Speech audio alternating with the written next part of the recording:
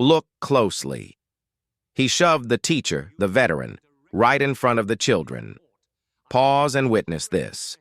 It was the kind of late afternoon that smells like the end of summer. The school bell still ringing, backpacks slung, parents easing cars into the pickup lane. Robert Gaines moved along the curb the way he always did. Slow, deliberate, his eyes scanning for the small dangers other people missed. At 72, he walked with the patient economy of a man who had learned to count seconds differently. His hands were calloused from wood and scarred from conflict. Both told a story of control. A car cut the lane too sharp. A cluster of parents cursed. The young driver, 25, hands tight on the wheel, jaw set, stepped out. He moved forward as if the ground owed him a path. Robert raised one palm. It was not a saintly gesture, but a practiced signal he had taught the kids. Slow, steady, don't escalate. It was the act of a teacher who knew that calm had more power than confrontation. The young man's mouth tightened. For a heartbeat, something flickered across his face, a hesitation, and then it hardened into contempt. He shoved. The force sent Robert stumbling. His shoulder hit the asphalt, the sound sharp and dry, cutting through the shuffle of backpacks like a snapped wire. Children froze. A stroller clicked still. A slur left the young man's lips, ugly and quick, landing in the air like a second blow. Robert tasted copper. His right hand, calloused and scarred, clenched into a fist against the pavement. A hard knot of reflex from another life. But then, his eyes found the small, stunned faces in the crowd. Slowly, deliberately, as if lifting a great weight.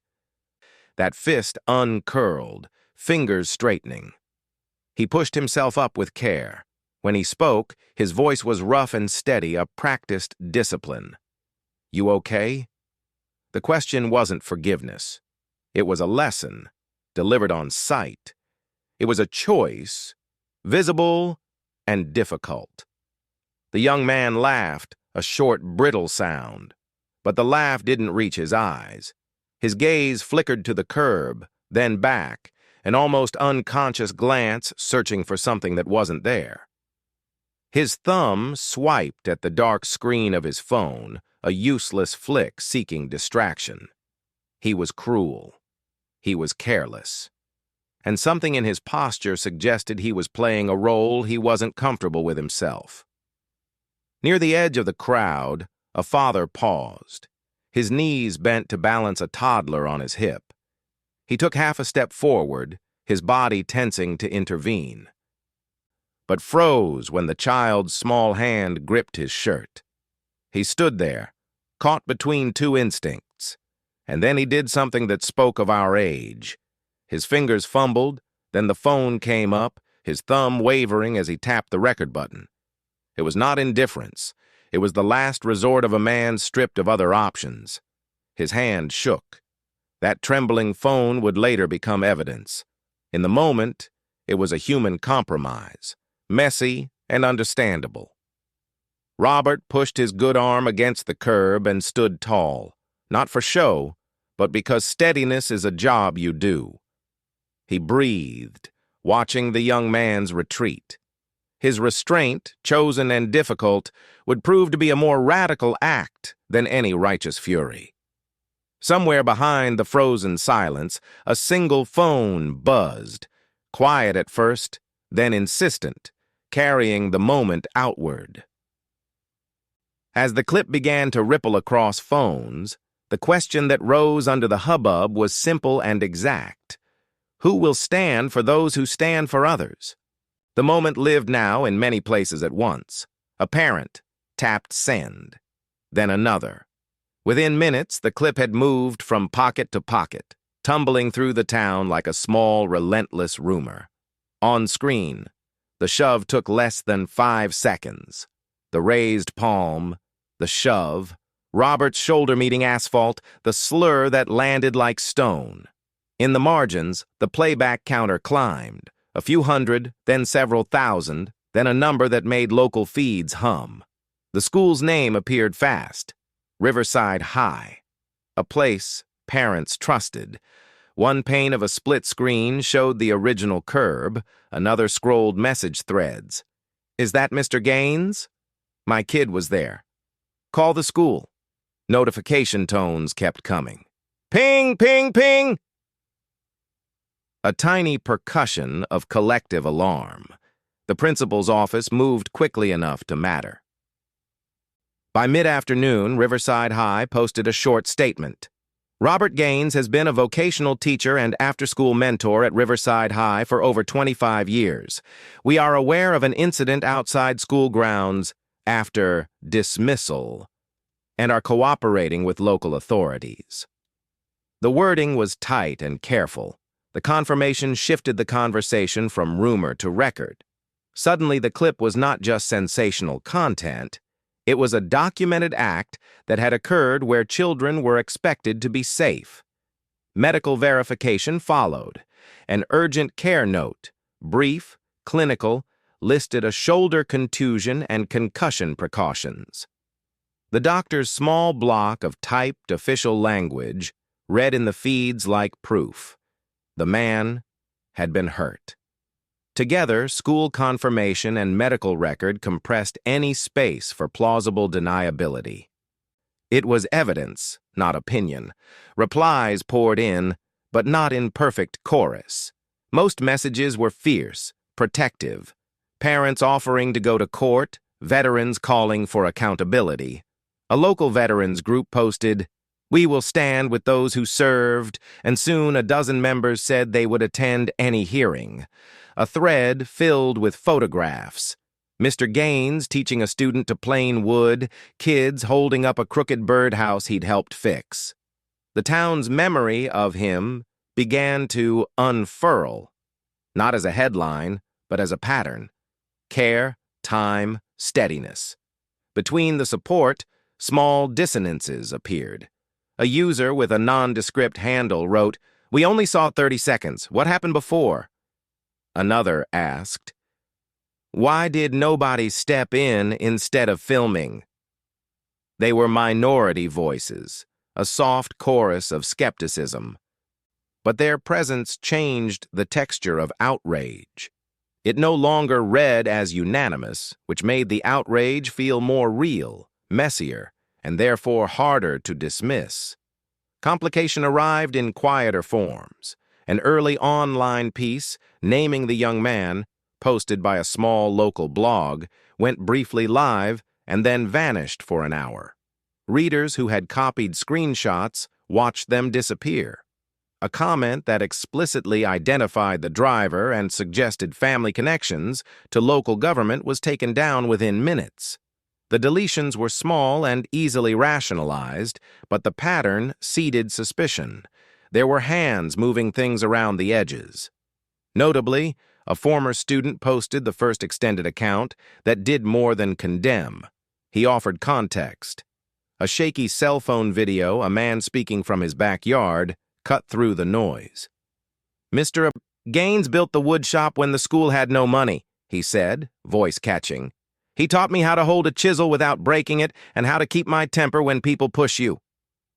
His testimony arrived like a second kind of proof. Practice. History. The weight of a life spent serving others.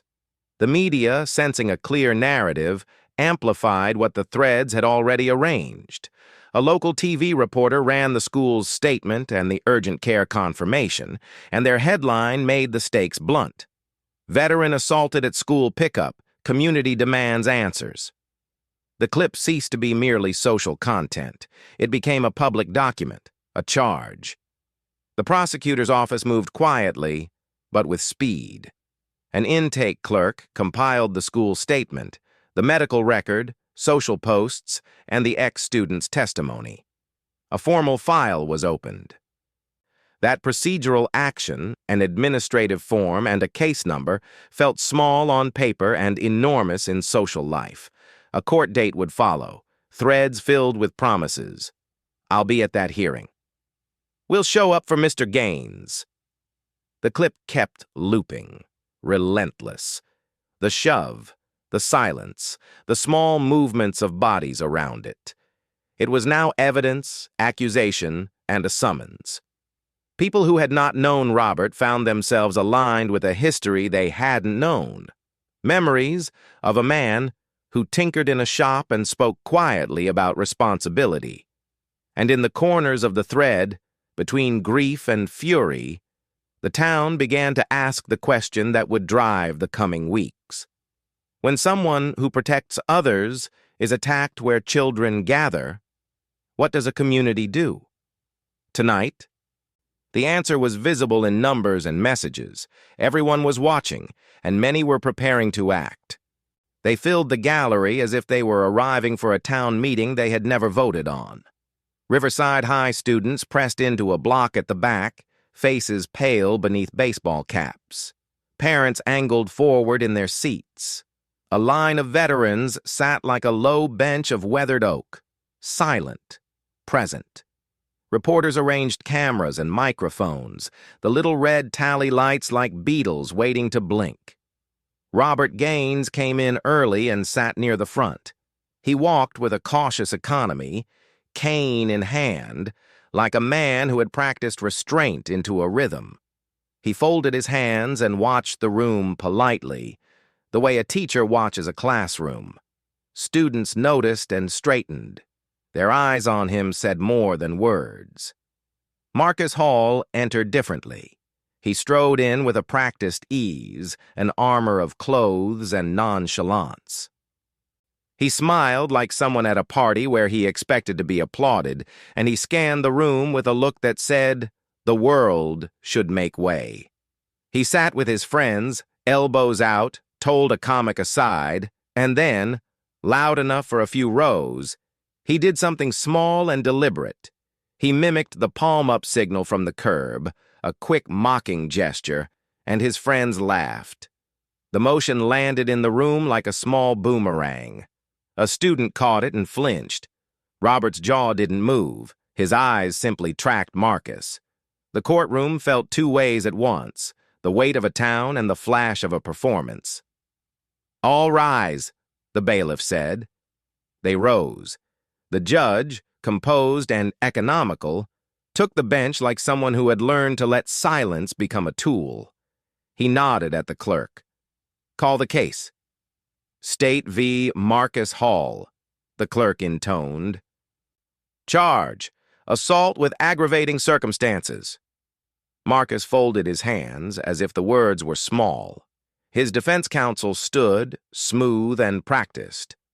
"Your Honor, we enter a plea of not guilty. The footage circulating is incomplete. It shows a fragment, not the preceding context. My client was provoked." The judge lifted a hand that did not need to pound. "Counsel," he said, voice level and precise. "We will have context through testimony, not presumption. The court will not be swayed by social commentary." Marcus offered a tight smile at that, part challenge, part boredom. He leaned forward and, as if addressing a bright friend, mouthed the word "showtime." It was the language of someone who believed the main event belonged to him.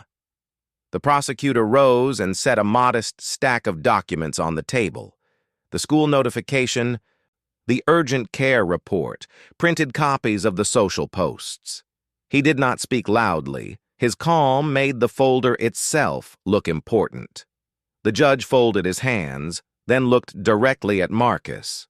He had a way of asking that felt like a small stage being set, not trapped. "Mr. Hall," he said, "before we proceed with exhibits, tell the court what you felt when you pushed Mr. Gaines." Marcus blinked like a man surprised to be called into the spotlight. His voice dropped into its practiced cadence. "I didn't mean anything like, I was in a hurry. Some old man stepped into my lane.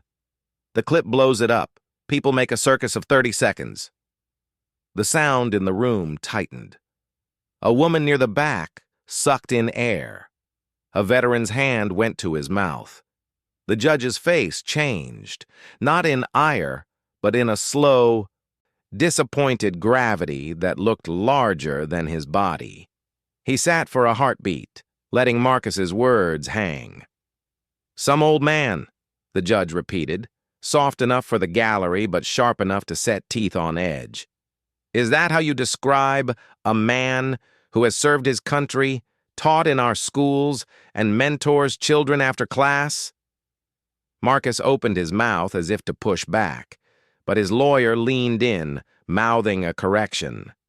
Marcus stopped himself and smiled, the kind of smile that had been a shield. Yet his earlier mocking gesture and the casualness of his tone had already done their work.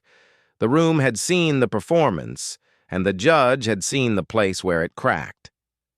A clerk called the first exhibit, and the bailiff dimmed lights a fraction. Cameras shifted.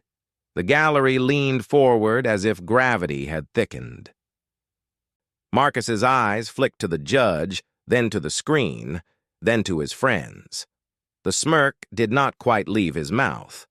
For the courtroom, the show had begun, and his contempt had been paid forward into a public stage. The screen filled the bench with a pale rectangle. For a long-held second, nobody in the gallery moved. The room had the rare stillness of people watching a truth arrive. The clip ran once, uncut, with sound raised until the hush of the courtroom could not muffle a single syllable. The car swung into the pickup lane. Robert's hand went up, small, deliberate, the same slow palm he used to create space for kids. The shove landed, sudden and hard.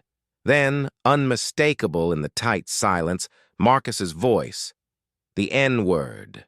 Sharp, deliberate, poisonous.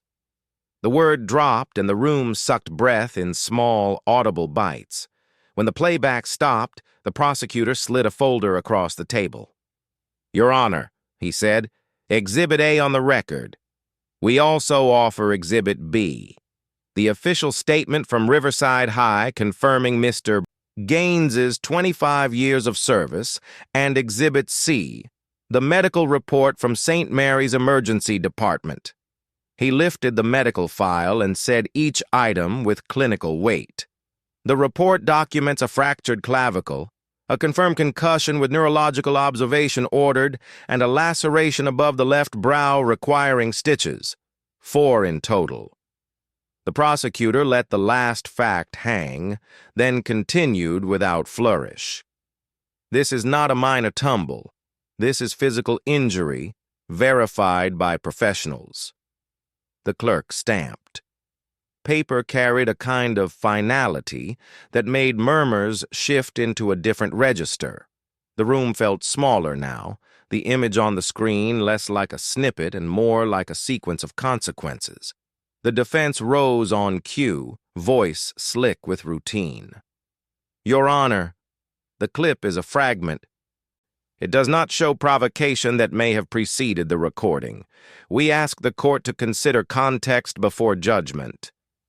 The judge's look cut across the room like a blade. "We will hear testimony for context," he said, "but the evidence remains as it appears. We shall proceed." A boy was called forward, 10, maybe 11, small hands folded like someone holding a secret. He sat and found his voice in a way that belonged to truth, not performance. "What did you see?" the prosecutor asked. "He had his hand up," the boy said plainly. "Mr. Gaines was helping Mrs. Lopez with her baby. The man got out of his car and pushed him. He called Mr. Gaines a name, said something ugly." The child's eyes slid to Robert, then back to the judge. The kids were scared. "Did Mr. Gaines act aggressive?" the defense snapped. "No," the boy said. "He was helping. He wanted to make room." The boy's testimony landed like another stone on a piling wall. Image, medical note, child witness. Each stone made the structure harder to scale. Then Ms. Rivera took the stand. She walked with the composure of someone who had thought through what it meant to tell the truth in public. When sworn, she spoke in a low, certain voice. "I was there pulling my child into the car," she said. "I called the school afterward. Mr. Gaines has been at Riverside for years. He mentors kids.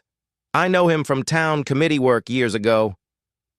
At the last detail, more eyes flicked to the back of the gallery, where the man in the gray suit sat still, hands folded.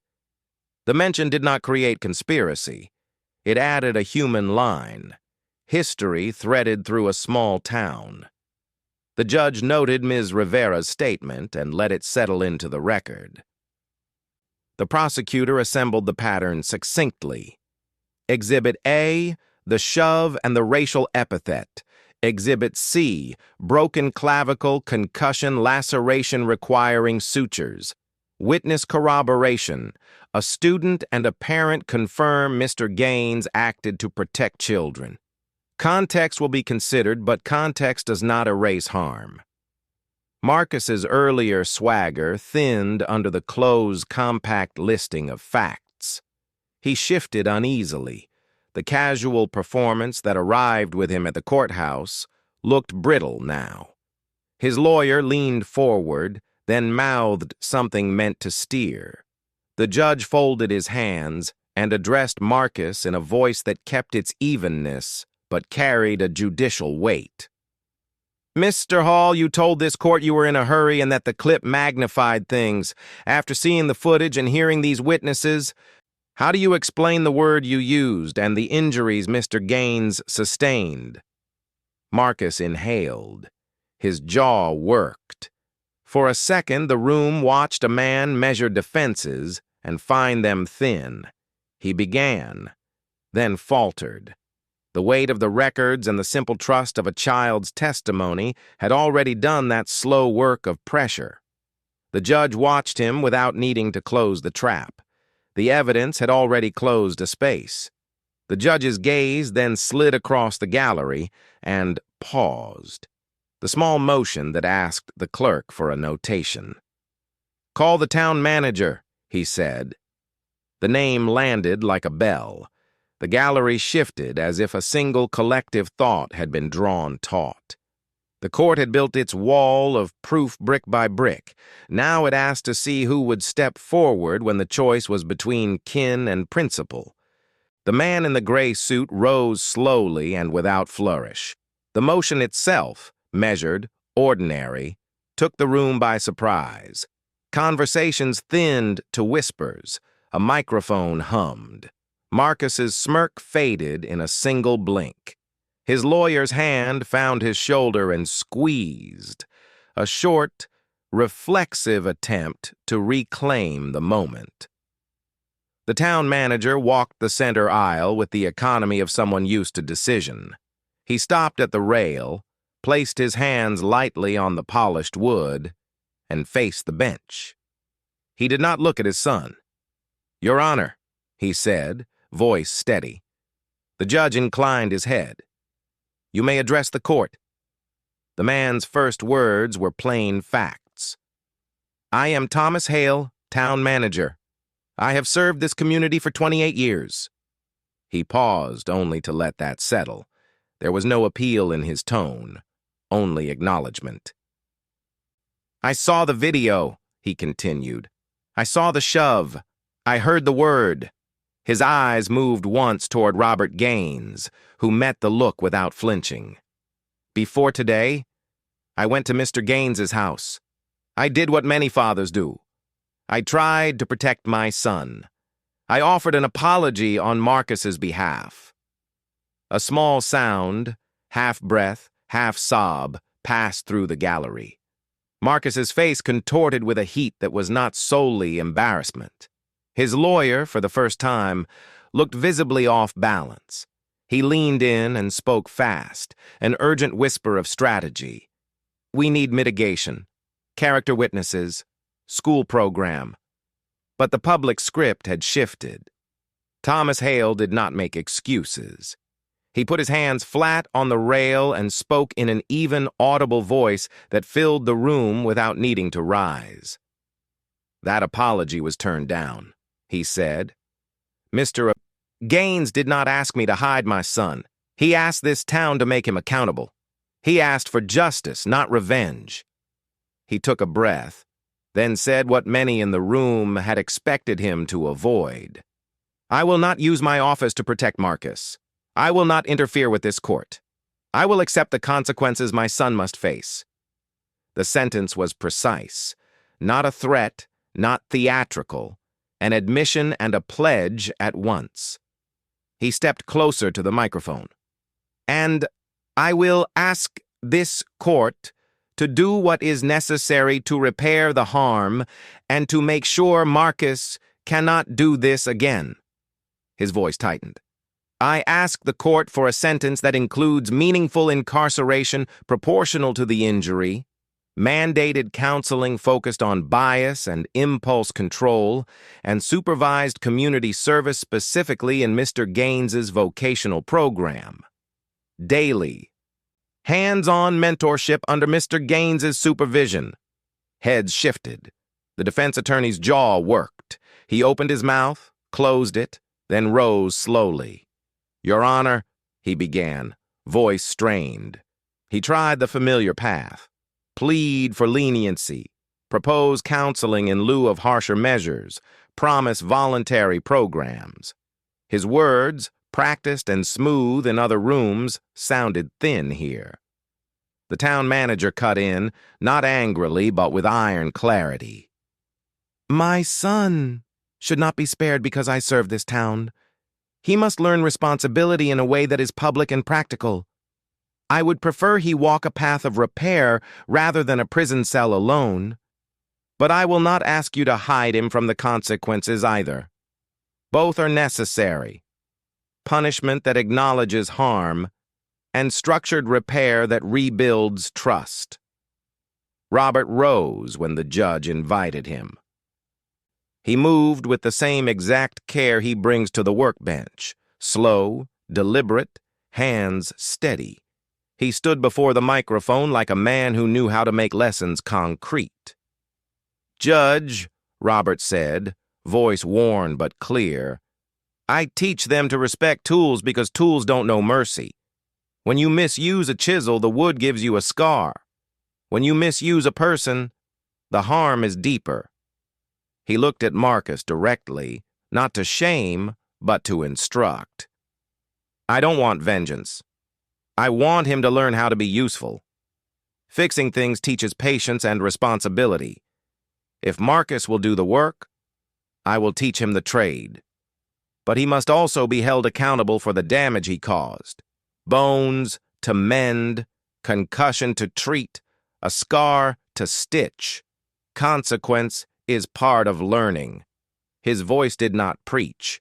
It listed realities, injuries, recovery, practical tasks. The crowd heard the specificity and something like approval rose, not of punishment for punishment's sake, but of a demand that behavior meet measurable consequence.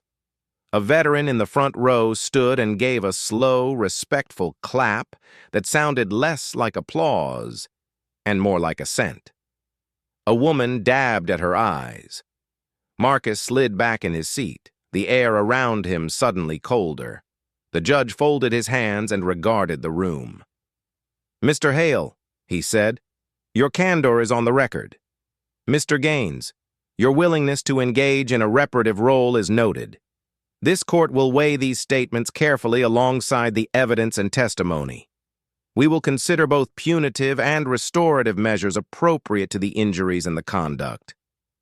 He paused long enough for the full weight of community expectation to settle.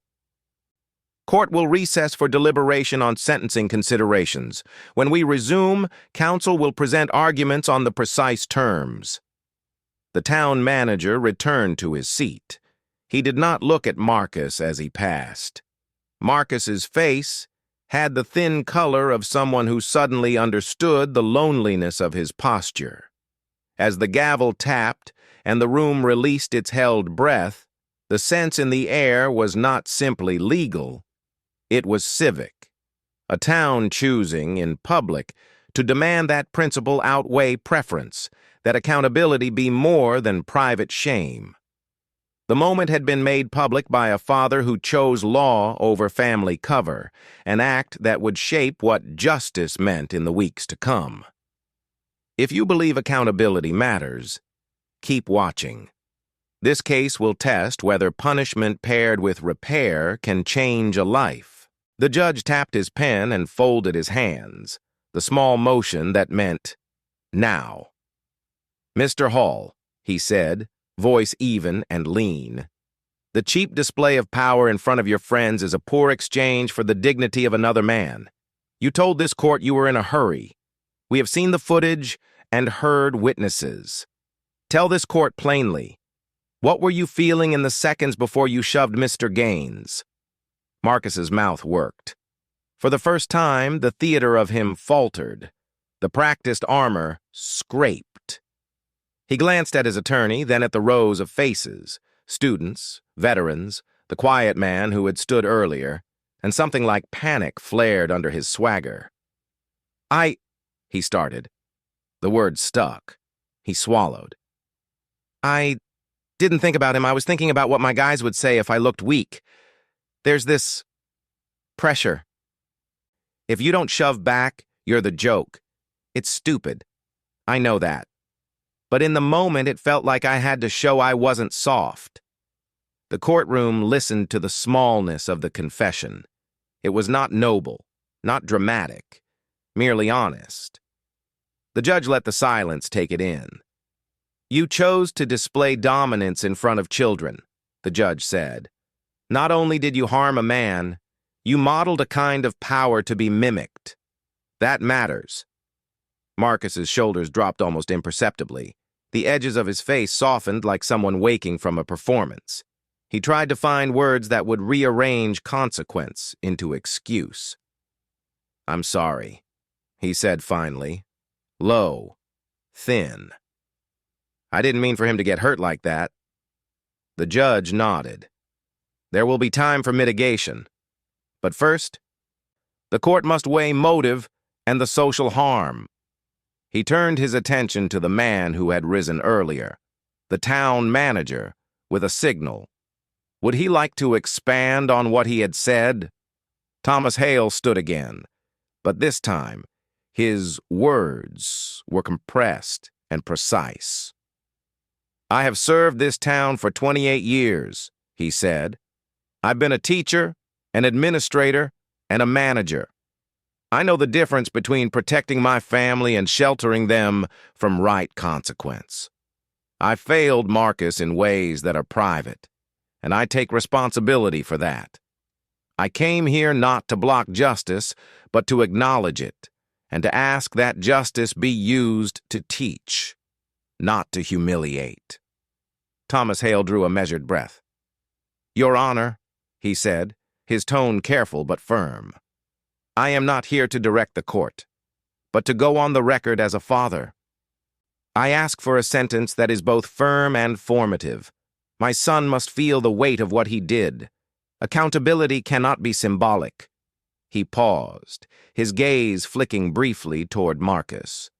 "I will not design his path of repair. That belongs to the court. But I pledge to stand with him as a witness to his accountability, not as an influence, to ensure he completes every obligation, not to soften it. Thank you, Your Honor." That last line landed differently from a promise to micromanage. The man's posture as he spoke, no reach toward the bench, no attempt to pull his son into his shadow, made the difference. He would be witness and participant in the consequence, not a shield. The defense attorney rose, voice taut, and tried to press on mitigation, youth, peer pressure, a single bad decision. The judge allowed the brief push, but held to the work of the court. Evidence first, character and consequence next. Then Robert stepped forward, slowing his gait as if each footfall were a lesson. He planted himself at the microphone and spoke with the plain authority of a craftsman. "I teach kids to sand, to plane, to file until a joint fits," Robert said. "There's no quick fix. You can't fake patience with wood. If Marcus is willing to do the work, real hours, real tasks, he can learn to hold himself. That's repair. It's not sentimental. It's practical. He needs to make amends by being useful to those he harmed." He did not ask for vengeance. He named tools, hours, and results, a schedule of supervised mentorship, a plan for restitution to the school, details that turned abstract ideas into measurable acts. The judge listened, pen moving. He folded the threads together: Marcus's motive, the medical evidence, the child's testimony, the town manager's proposal, Robert's practical plan. His face remained composed, but the room felt the gravity of the calculus. "Mr. Hall," he said finally, "you will have an opportunity to address the court at sentencing. The court will consider a balance: punishment proportionate to the harm and structured restorative measures that ensure accountability and repair. We will take a short recess to hear additional submissions on the specifics of those measures." Marcus sat back, the color of his face altered by an exhaustion that had nothing to do with sleep. Thomas Hale returned to his seat, and when his hand brushed Marcus's shoulder, it was not to pull him away, but to sit beside him in the consequence he had invited. The gavel fell briefly. The court would move toward the hard work of deciding not only what punishment looked like, but what repair required, and whether a public admission of responsibility could be converted into the discipline of change. The judge's gavel fell with a sound that briefly resembled a full stop.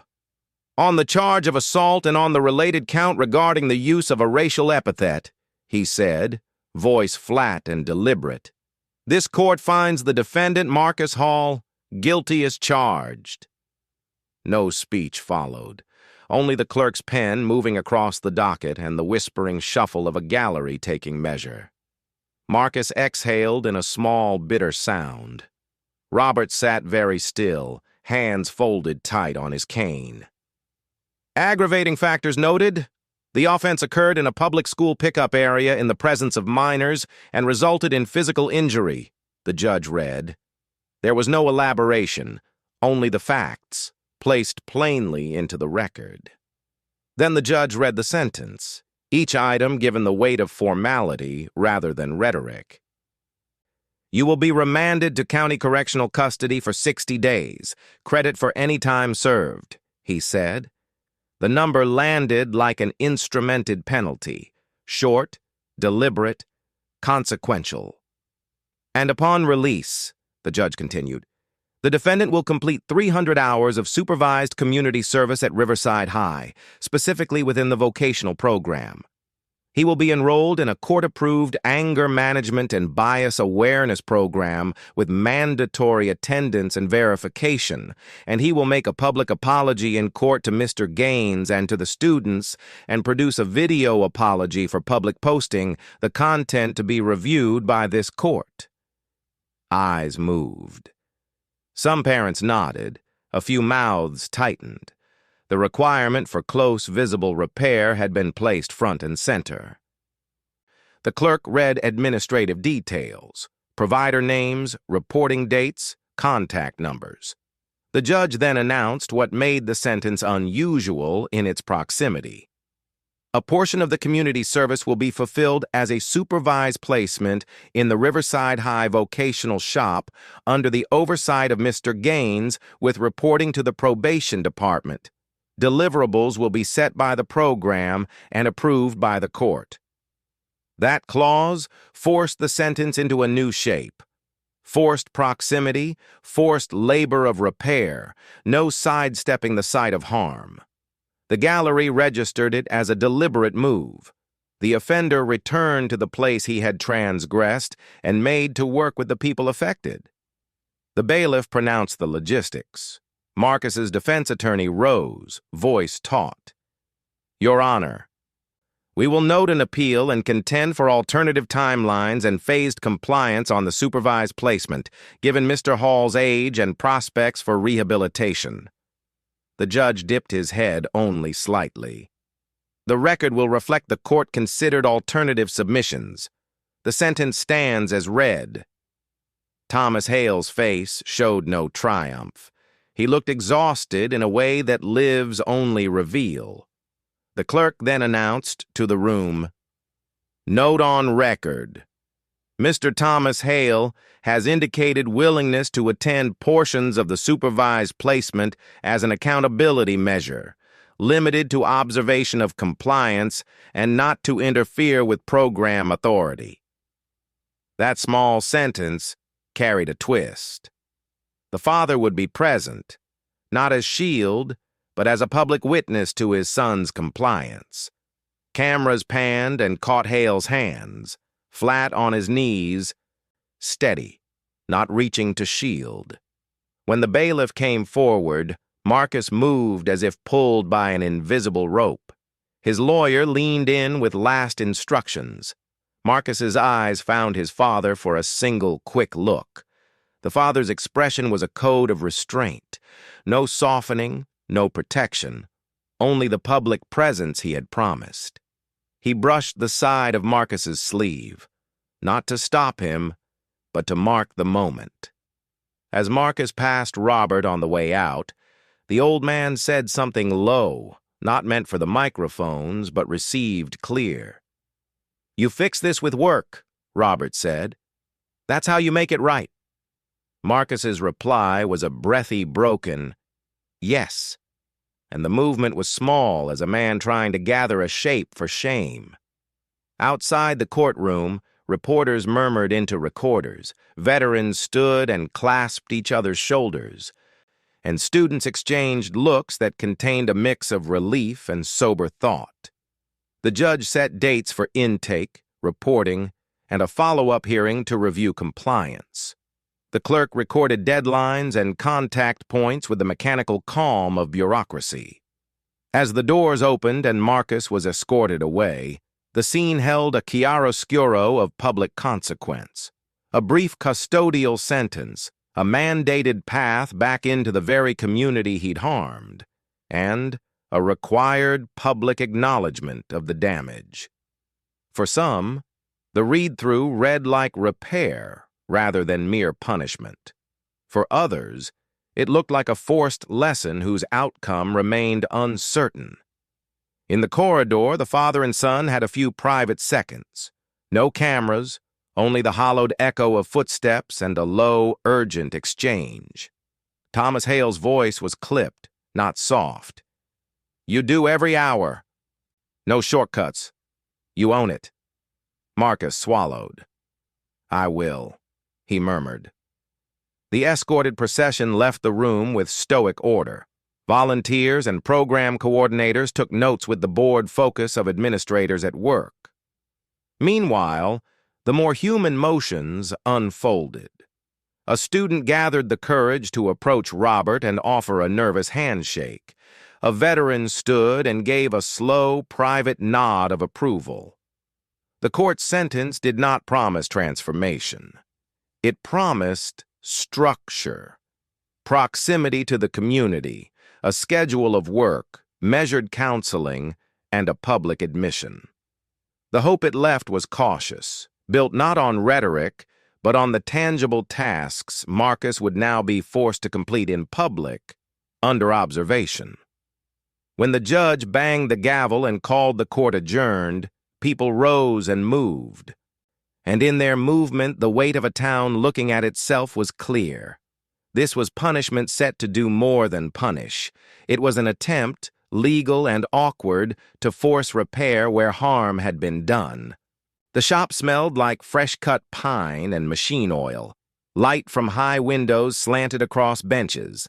The room hummed with machines and low conversation.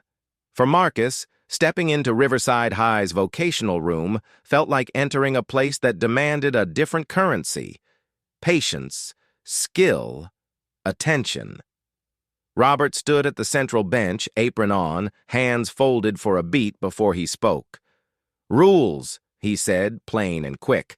1. Respect the space. 2. Listen when I talk. 3. Tools are for work, not for show. 4. Earn trust with steady work, not words. He didn't sermonize, he listed, and the list stuck. A probation officer sat by the door. Students watched from their spots. Some were curious, some guarded. Marcus's lawyer lingered in the doorway, then left. Marcus was here alone.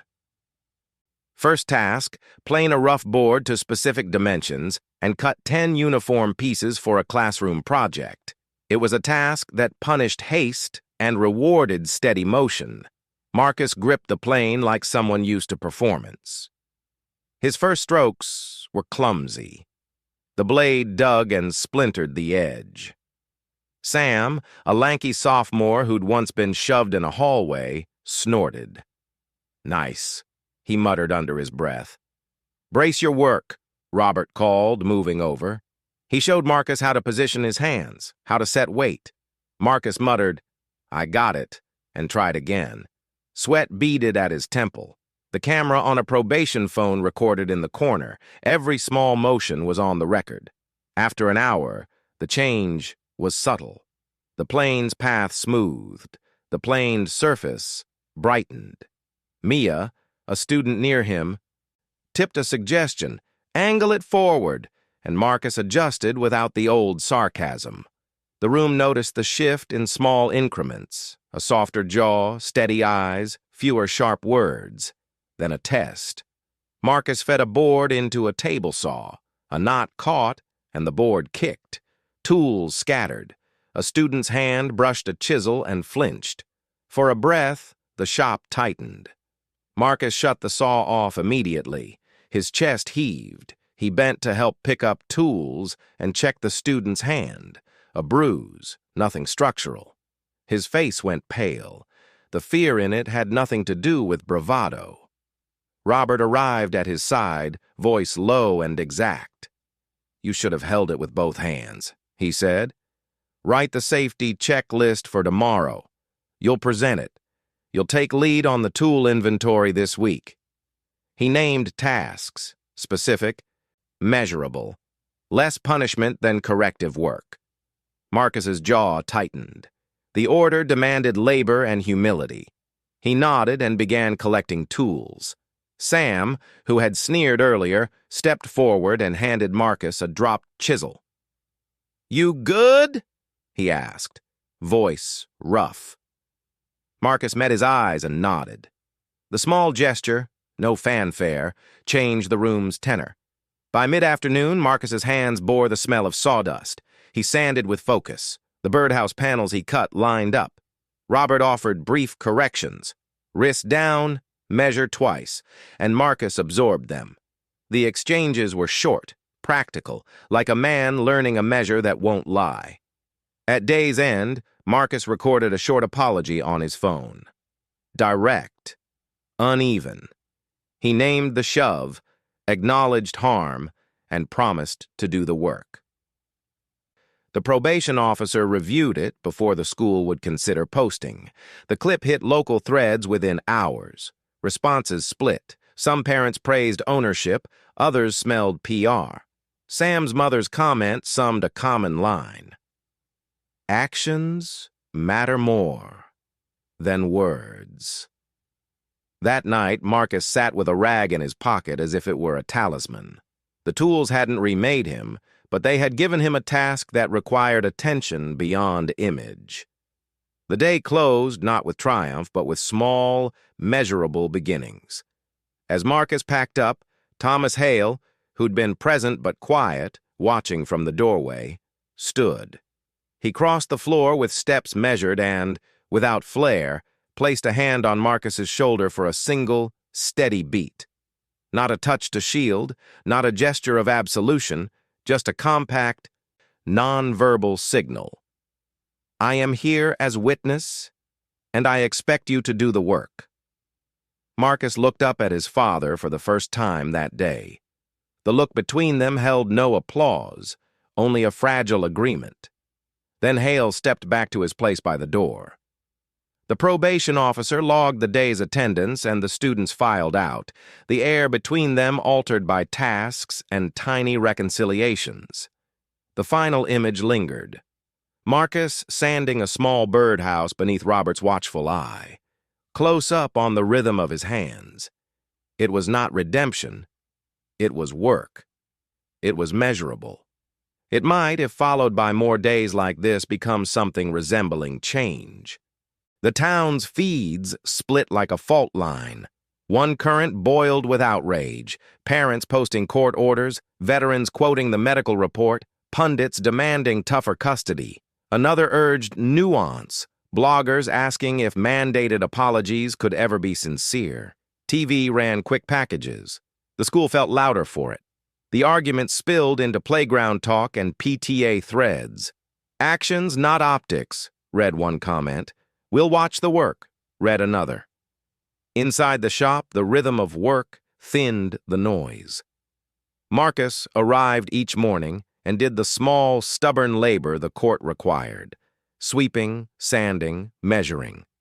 The initial jabs, snickers, pointed looks, lost purchase when he kept showing up and doing the work.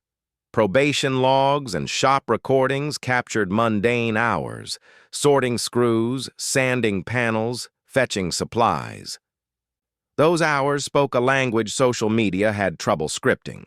A group of veterans began dropping in on assigned days, not to grandstand, but to help teach and to witness. One older vet, weathered and spare of speech, fixed a vise, then handed Marcus a chisel and, in a nearly invisible gesture, tapped Marcus's knuckles with his thumb. Marcus looked up. The vet's slight nod said, without words, "We see you." The shop felt that exchange like a small credential earned, not given. Setbacks surfaced. A clip of Marcus laughing with a friend drew PR accusations. A hostile caller accused the school of coddling him. But steady acts, apology plus hours, kept building a different narrative. People began to say less loudly, "We'll watch the work." Then a moment arrived the feeds could not invent. Jamal, a freshman with a guarded look and rumors clinging to him about meeting older kids for quick cash, wandered into the shop. He hesitated at the doorway. Marcus set down his plane and walked over. "You thinking about that stuff?" he asked, plain. Jamal shrugged. "Maybe." Marcus didn't scold. He handed Jamal a rasp. "Sand this flat. Come back tomorrow and I'll show you how to make a proper joint. Do it right or don't do it at all." The offer demanded time and presence, not a sermon, but a trade. Work for skill, place for belonging. Jamal came back and worked. A neighbor filmed him carrying a roughly sanded board and posted it. He came back. The clip spread. The skeptical local blogger who had asked hard questions came to the shop unannounced. She stood in the back, phone off, and watched Jamal sand while Marcus guided a cut. Her follow-up was candid. "I came ready to criticize, I stayed to witness, small things, but real." The post nudged other skeptics from rants to cautious curiosity. Marcus began moving beyond compliance. In a planning meeting, he sketched a project: build storage cubbies for the after-school program. He calculated materials, drew a timeline, and volunteered to lead a small crew. The students voted him team lead. That action, organizing, calculating, taking responsibility, felt like a hinge, leadership born of obligation rather than entitlement. The local paper ran a human interest photo, Marcus showing Mia how to router a shelf. Caption, "From harm to handiwork, students build space for others." Comments still included skeptics, but more threads read, "We'll check the follow-up in 6 months." The town's refrain had become conditional and watchful. Attendance sheets showed Marcus on site most required hours. Inventory logs bore his name. The first completed cubby went to the after-school program with a simple ribbon. Kids left sticky notes of thanks. Small gestures, Sam handing Marcus a chisel after the saw incident, the veteran's knuckle tap, Jamal returning, accumulated into a practical grammar of repair. Mini twist. Marcus helped draft the timetable for the next project and was assigned to lead material ordering. Leadership here meant extra phone calls, invoices, and public proving. Work that could not be faked in a weekend. Not everyone was convinced. Some continued to call it PR. But a new metric emerged. The town would watch the work for 6 months. The story shifted from moral flashpoint to an ongoing test of habit. On a late afternoon, sun angled across the bench. Robert paused, watching Marcus fit a dovetail. He caught Marcus's eye and gave the briefest nod, the kind that means, keep going. Nearby, the veteran who'd tapped Marcus's hand earlier caught his eye and offered a half smile, a quiet sanction.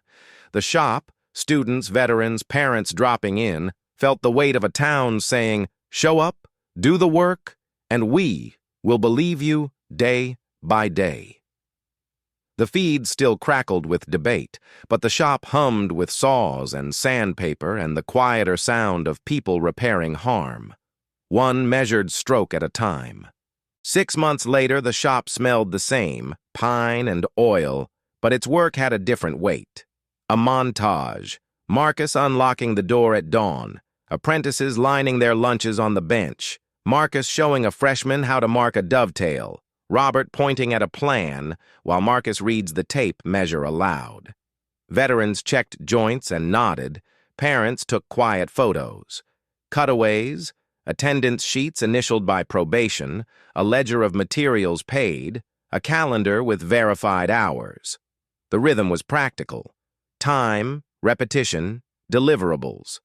The apprenticeship program became official.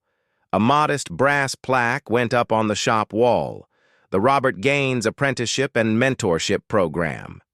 At the unveiling, a ribbon was cut.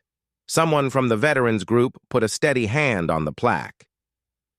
The local feed called it From Harm to Handiwork. Cameras clicked. The words felt less like triumph and more like a promise to be tested. Marcus led the first cohort.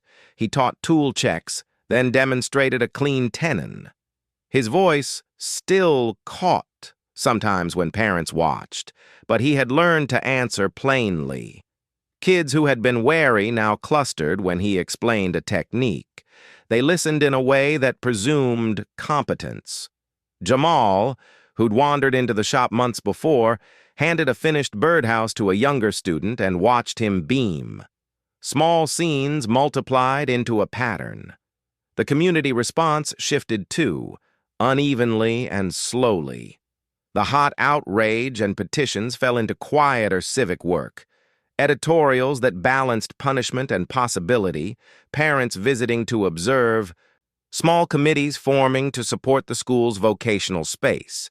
A veterans scholarship fund, seeded by local donations, was announced to help apprentices buy tools. Its first grant would go to a student in the program. Those moves softened some criticism, but not all. Reality kept a sharper edge. Some critics never changed their tone.